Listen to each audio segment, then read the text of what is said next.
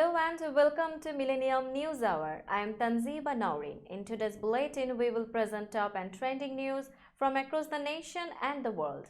Let's begin with the headlines of the day.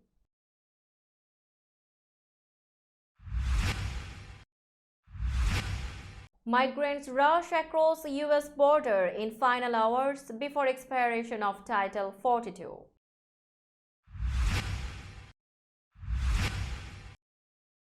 Trump jokes about sexual assault verdict at CNN town hall event. Top White House official meets key Beijing diplomat amid signs of easing US-China tensions.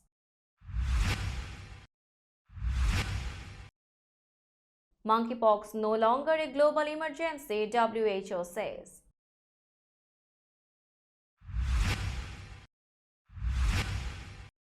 For turning minds to wines, founder of Roots of Peace wins World Food Prize.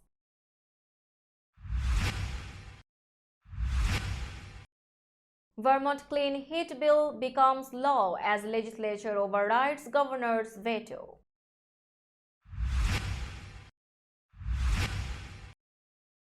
Beyonce dazzles fans in Renaissance World Tour opening concert.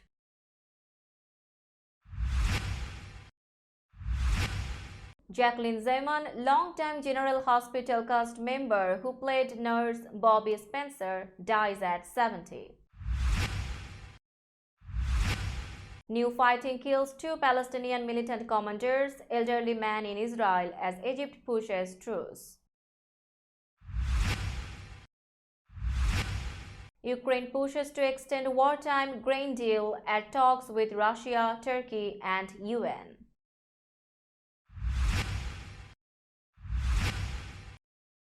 Ukraine says counter-offensive delayed, Britain sending cruise missiles to Kiev.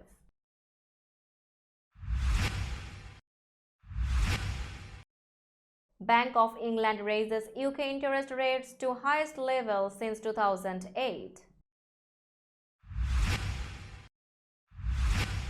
Pakistan's Supreme Court orders release of former PM Imran Khan after his arrest sparks violence. Police says 24 people, many of them children, hurt in bridge collapse in Finland.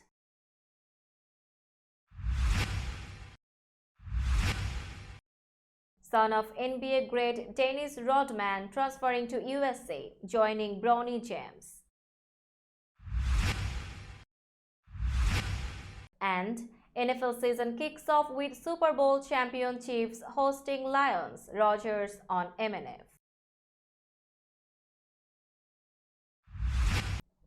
You were listening to headlines, now news in detail. Migrants rushed across the Mexico border Thursday in hopes of entering the US in the final hours before pandemic-related asylum restrictions are lifted, a change that many feared could make it more difficult for them to stay. With the midnight deadline looming, migrants in Mexico shed clothing before descending a steep bank into the Rio Grande, clutching plastic bags filled with clothes. One man held a baby in an open suitcase on his head. On the US side of the river, migrants put on dry clothing and picked their way through concertina were. Many surrendered immediately to authorities and hoped to be released while pursuing their cases in backlogged immigration courts, which takes years. President Joe Biden's administration has been unveiling strict new measures to replace the restrictions known as Title 42. The outgoing rules have allowed border officials since March 2020 to quickly return asylum seekers back over the border on grounds of preventing the spread of COVID-19. The new policies crack down on illegal crossings while also setting up legal pathways for migrants who apply online, seek a sponsor and undergo background checks. If successful, the reforms could fundamentally alter how migrants arrive at the US-Mexico border. In his first televised town hall meeting of the 2024 United States presidential election, Donald Trump dug in on his lies about the rigging of the 2020 presidential election, downplayed the violence on January 6, 2021 in Washington, D.C., and repeatedly insulted a woman in response to a civil jury's finding this week that he was liable of sexually assaulting her.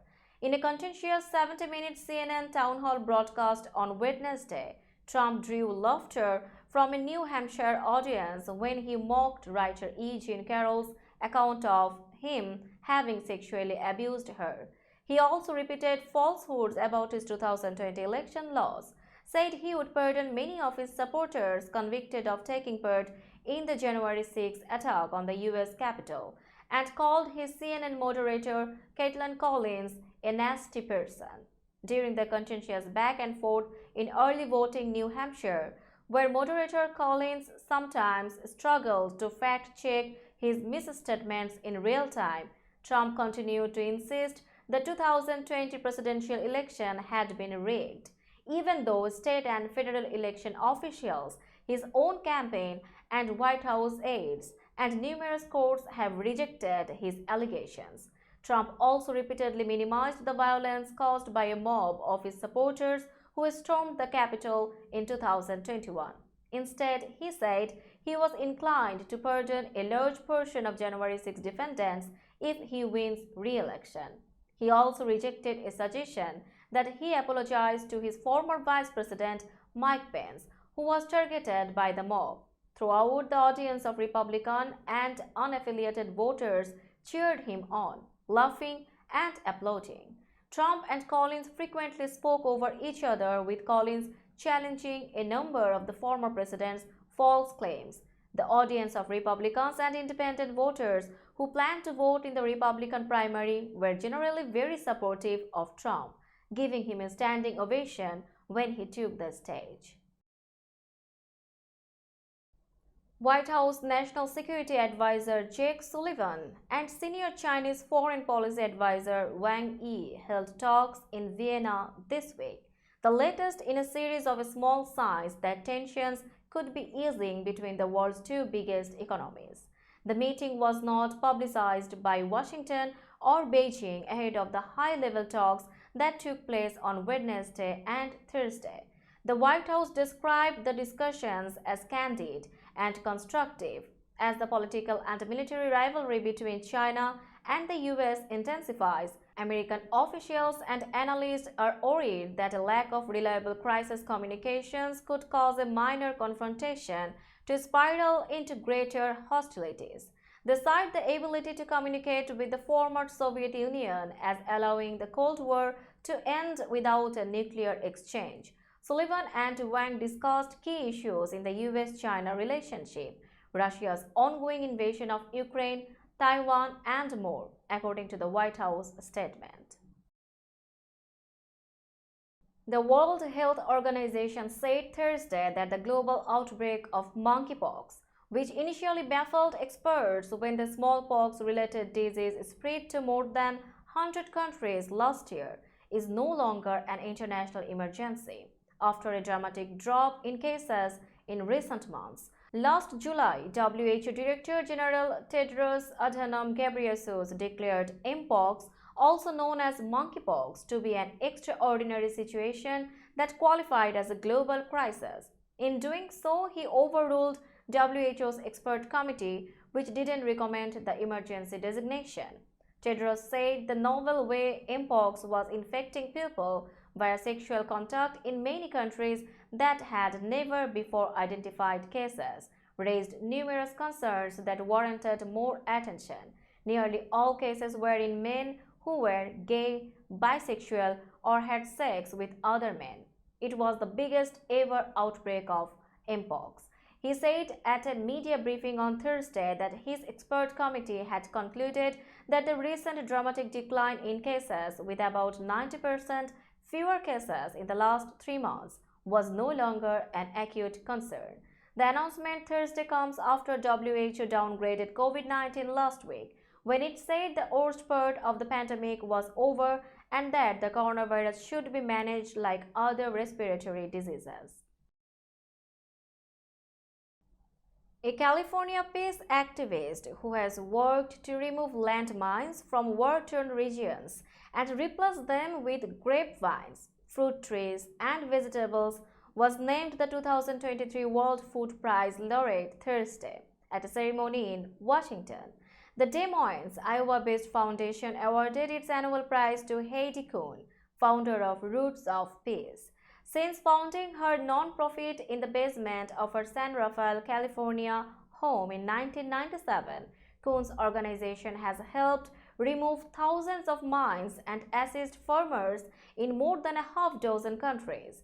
The group recently signed an initial agreement to begin work in Ukraine. Kuhn, who is 65 years old, said she formed the idea of starting her group after hosting an event at her home for dignitaries advocating for the eradication of landmines. Kuhn was named the winner of the prize, which carries a $250,000 award, at an event featuring Secretary of State Antony Blinken, Agriculture Secretary Tom Vilsack, and Terry Branstad, the World Food Prize Foundation president and former U.S. ambassador to China. Kuhn, who was visiting minefields in Azerbaijan when the award was announced, will be formally given the prize at an event in October in Des Moines. The Vermont House voted Thursday to override Republican Governor Phil Scott's veto of a clean heating bill, which means the legislation now becomes law. It encourages Vermonters to move away from using fossil fuels to heat their homes in order to reduce greenhouse gas emissions. The 107-42 vote in the House came 2 days after the state Senate also voted to override the veto by a vote of 20 to 10. A two-thirds vote is needed to override a gubernatorial veto. Scott vetoed the Affordable Heat Act last week. He said while he supports the bill's goal, he thinks the legislation would give too much authority to the unelected Public Utilities Commission and could end up punishing Vermonters who are least able to afford to switch. He vetoed a similar bill last year, and an override failed by one vote in the House. Tens of thousands of fans descended upon the Swedish capital of Stockholm to celebrate the opening show of Beyonce's new world tour on Wednesday. Renaissance is the superstar's first solo tour since 2016 and shares the namesake of her 2022 dance-centric album, the success of which landed Beyonce at the top of the Grammy throne as the ceremony's most decorated artist in history. Fans who had complained in recent months about the lack of music videos for Renaissance hits were in for a treat Wednesday as video projections and animations took center stage. The rapid succession of costume changes and decor shifts was baffling. The singer played on interactions between a digital and physical world where robotic devices make space for weird silver moon rovers or an inflatable horse. Even Queen Bey herself morphs into a cybernetic character. Yet despite the impressive scale of the stage set, some moments still felt intimate. Beyonce expressed heartfelt gratitude to fans for traveling from afar to witness her perform.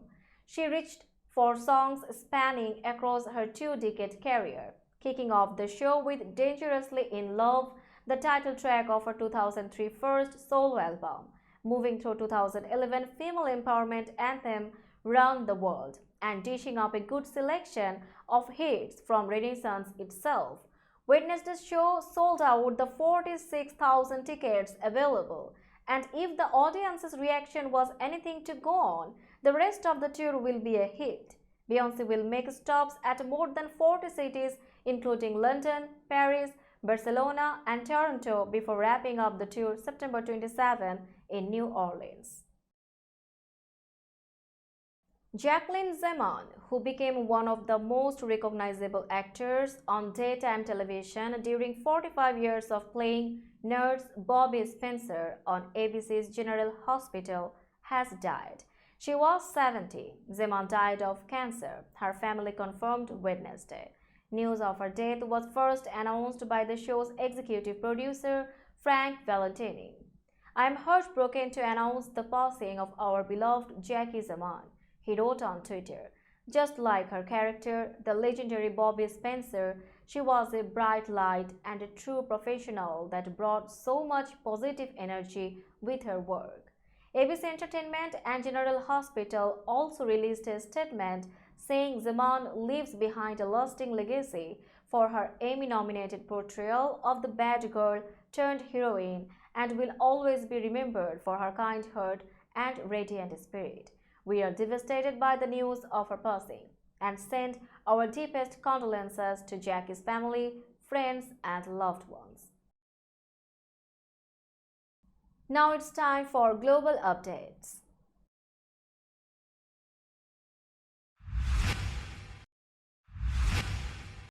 Israeli airstrikes in the Gaza Strip killed two militant commanders on Thursday, while a 70-year-old man was killed by Palestinian rocket fire in the first fatality inside Israel amid the current wave of fighting. The continuing bloodshed, which has left 28 Palestinians dead, came despite Egyptian efforts to broker a ceasefire. It has been the worst bout of fighting between Israel and Palestinian militants in Gaza in months, with at least 10 civilians, mostly women and children, among the dead. The conflagration, now in its third day, comes at a time of soaring tensions and spiking violence over the past year in the occupied West Bank. Palestinian militants launched unrelenting rocket barrages into Israel throughout the day. One rocket struck an apartment block in the central Israeli city of Rehovot, killing a 70-year-old man, the Murder Rescue Service said. It said 4 others were moderately wounded. Earlier Thursday, Israeli military pressed ahead with its strikes against the Islamic Jihad militant group and said a senior commander in charge of the group's rocket launching force, Ali Ghali, was killed when his apartment was hit. Later in the day, Israel said it killed another Islamic Jihad commander who was meant to replace Ghali in southern Gaza. Islamic Jihad confirmed the man, Ahmed Abu Dakka, was one of its commanders. The Ukrainian government is seeking to extend a wartime deal that allowed the country's grain to get to nations in Africa, the Middle East, and Asia, where hunger is a growing threat. A top Ukrainian official said Thursday after the latest talks on prolonging the agreement. The two talks in Istanbul involved Turkish, Russian, Ukrainian, and United Nations officials but yielded no decisions for an extension. The deal is due to expire next Wednesday. Additional discussions are expected in an online format, Ukrainian Deputy Prime Minister Alexander Kubrakov said. He said in a statement released after the talks that the grain deal should be extended for a longer period of time and expanded. This will give predictability and confidence to both the global and the Ukrainian markets, Kubrakov said. Previous extensions lasted 120 days and 60 days. However, Russia opposes both broadening the agreement and its indefinite expansion. Russian Deputy Foreign Minister Sergei Vershinin said after the talks. Moscow is considering proposals made by UN Secretary General Antonio Guterres and the contacts continue, Vershinin said. If there is no consensus by May 18, the deal will cease to exist, the Russian diplomat said. President Vladimir Zelensky said in remarks broadcast Thursday that Kiev is delaying its long-awaited counter-offensive against Russia's occupying forces because Ukraine lacks enough Western weapons to succeed without suffering too many casualties. His remarks in an interview with European broadcasters were aired shortly before Britain said it has sent Ukraine air-launched cruise missiles that would allow pilots to extend their reach further than possibly any other weapon in their arsenal, to locations deep behind the front line. A Ukrainian counteroffensive against Russia's more than 14-month-old invasion has been expected as winter turned to spring, and Zelensky said in an interview that we can go forward and be successful, according to the BBC. But we would lose a lot of people. I think that's unacceptable. He was quoted as saying in the interview conducted in Kiev with public service broadcasters who are members of Eurovision News, including the BBC. So we need to wait. We still need a bit more time, Zelensky was quoted as saying. In terms of equipment, not everything has arrived yet. Ukraine is receiving Western training as well as advanced weapons for its troops as it gears up for such an assault. Later Thursday, UK Defense Secretary Ben Wallace told lawmakers it sent Ukraine the Storm Shadow missiles, a conventionally armed weapon with a range of more than 250 kilometers. By contrast, the truck-mounted HIMARS launchers supplied to Ukraine by Washington have GPS-guided missiles capable of hitting targets up to 80 kilometers away. The Bank of England raised interest rates to their highest level since late 2008 as it continues to combat stubbornly high inflation in the UK. The decision on Thursday by the bank's 9-member Monetary Policy Committee to lift its main interest rate by a quarter of a percentage point to 4.5% was widely anticipated in financial markets. The increase was its 12th in a row. Just 2 members of the panel voted to keep interest rates unchanged. Like other central banks around the world, the Bank of England has sought to keep a lead on inflation, which over the past year has been fueled by Russia's invasion of Ukraine. That sent energy prices soaring, a development that then led to price increases across a wide array of goods and services. The Bank of England started raising interest rates in late 2021 from a low of 0.1% in order to keep a lid on price rises that were first largely stoked by bottlenecks resulting from the lifting of coronavirus lockdown restrictions and subsequently by Russia's war in Ukraine. Higher interest rates help lower inflation by making it more expensive for households and businesses to borrow, meaning they potentially spend less, thereby reducing upside demand pressure on prices. Pakistan's Supreme Court on Thursday ordered the release of former Prime Minister Imran Khan, whose arrest on corruption charges earlier this week sparked a wave of violence across the country by his supporters. After the ruling, violence around the country appeared to ease, though clashes between celebrating supporters of Khan and police briefly broke out near the Supreme Court building.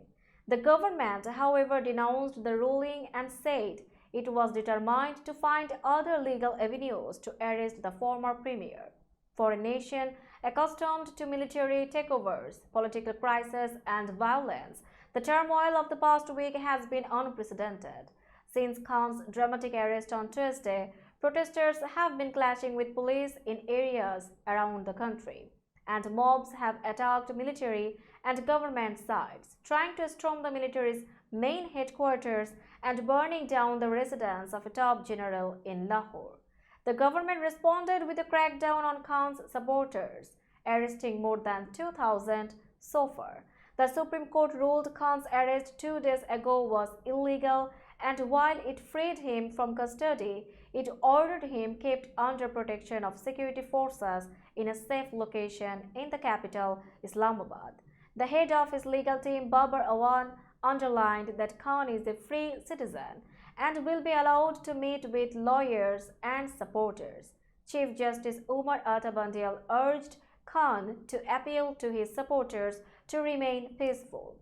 Khan will appear Friday before the Islamabad High Court to reconsider its earlier ruling that the arrest was legal. Khan may also ask the court for protection from future arrest on the corruption charges. 24 people, many of them school children, were injured when a temporary pedestrian bridge collapsed in the southern Finnish city of Espoo on Thursday, police and media said. Police said the bridge crossing a construction site in Espoo's Tapiola region collapsed mid-morning. No one was killed, but 24 people were injured, 10 of them seriously. Espoo is a neighboring city of the capital, Helsinki. Several people fell a few meters when the bridge collapsed. The situation is being investigated, police said in a statement. Helsinki University Hospital said it received 15 of those injured. The injuries are mostly extremity fractures, the hospital said in a statement, adding that the injured belonged to a school group. Finnish President Sauli Niinistö tweeted shocking news about an accident in Tapiola, providing support and help now important. Police are conducting a technical investigation in the area and the possible causes for the accident are being probed. Now it's time for business news.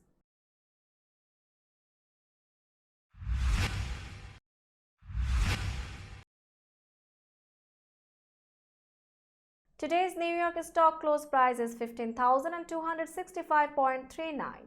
The NYSE Composite is decreased by 83.78 points or 0.55%.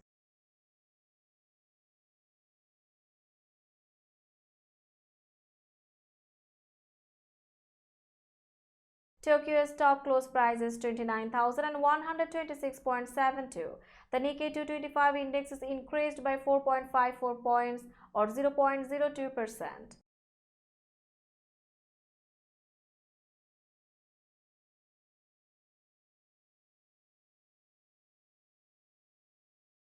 Shanghai stock close price is 3,309.5512. The Shanghai index is decreased by 9.60 points or 0.29%.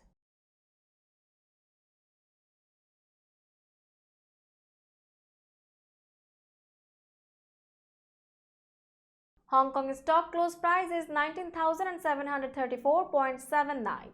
The Hang Seng index is decreased by 18.41 points or 0.09%.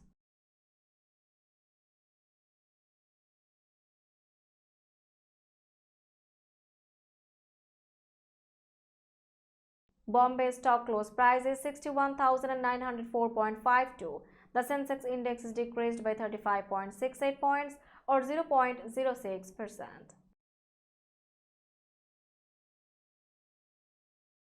Let's have a look on today's sports stories.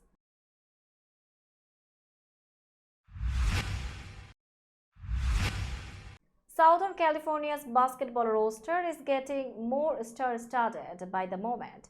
The Trojans had already landed Bronny James, son of Los Angeles Lakers superstar LeBron James. Now DJ Rodman has announced on social media that he is transferring to USC, which confirmed his addition on Wednesday. The son of NBA rebounding great Dennis Rodman played the last 4 seasons at Washington State. The 6'6" forward averaged 9.6 points and 5.8 rebounds while starting 30 of 31 games for the Cougars last season.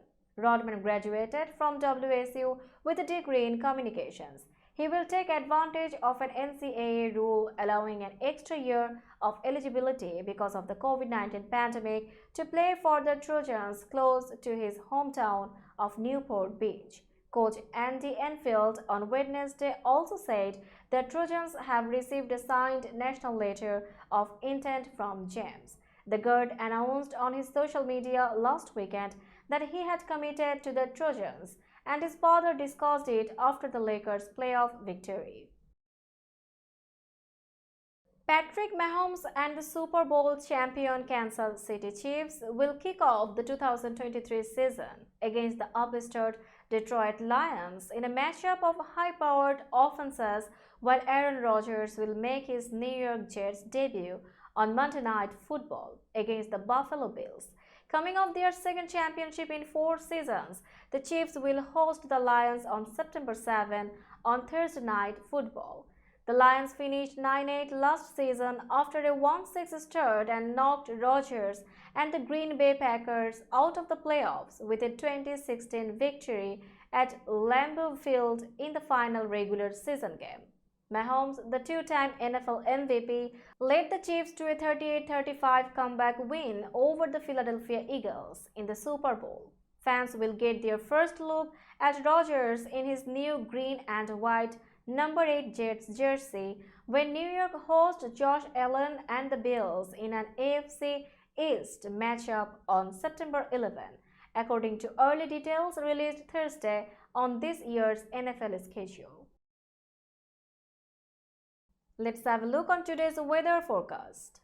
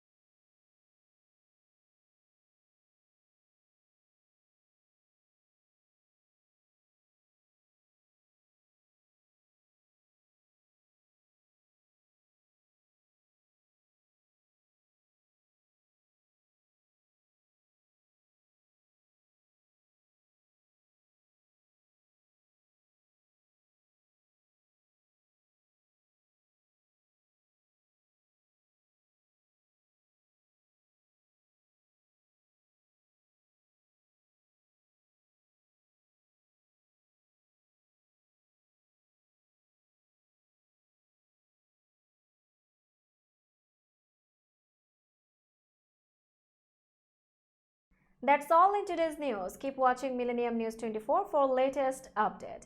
Millennium TV US and Millennium News 24 network is transmitted and available to be watched free for all at TVs such as Sony, Samsung, LG, Roku TV, Amazon TV and Apple TV.